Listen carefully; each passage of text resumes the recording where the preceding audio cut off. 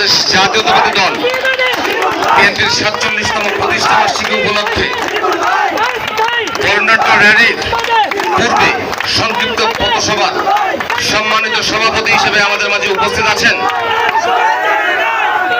বাংলাদেশ জাতীয়তাবাদী দল কেন্দ্রীয় কমিটির সদস্য বিএনপির নির্বাচিত সভাপতি সাবিনা নাজমুল মনি।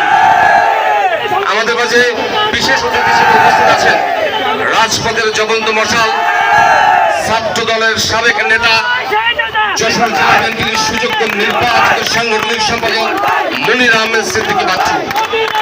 আমাদের মাঝে উপস্থিত আছে বাংলাদেশ জাতীয়তাবাদী দল ঝিকরগাছা উপজেলা শাখার সাবেক আহ্বায়ক রাজপথের জ্বলন্ত মশাল সংগ্রামের মূর্ত প্রতীক আমাদের সকলের অভিভাবক মর্তুজেলাই টিপু।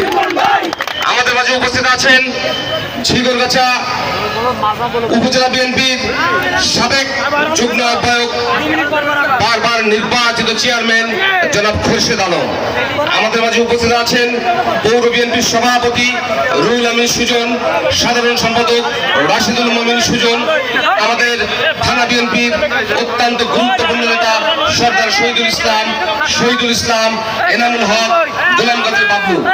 আমাদের মাঝে উপস্থিত আছে যুব দলের থানার আহ্বায়ক সদস্য সচিব, থানা ছাত্র দলের আহ্বায়ক সদস্য সচিব, কলেজ এবং পৌর ছাত্র দলের আহ্বায়ক সদস্য সচিব, পৌর যুব দলের আহ্বায়ক এবং সদস্য সচিব সহ 11টি ইউনিয়নে তৃণমূলে আমাদের প্রাণ, 11টি ইউনিয়নের বিএনপি, যুব দল, ছাত্র দল, স্বেচ্ছাসেবক দল সহ যারা এখানে উপস্থিত হয়েছেন বাংলাদেশ জাতীয়তাবাদী দল ঝিকরগাছা থানা শাখার পক্ষ থেকে সংগ্রামী শুভেচ্ছা ও প্রাণঢালা অভিনন্দন।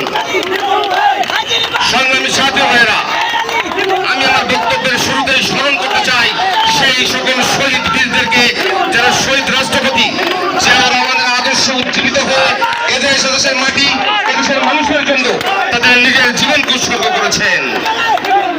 আমি আমার বক্তব্যে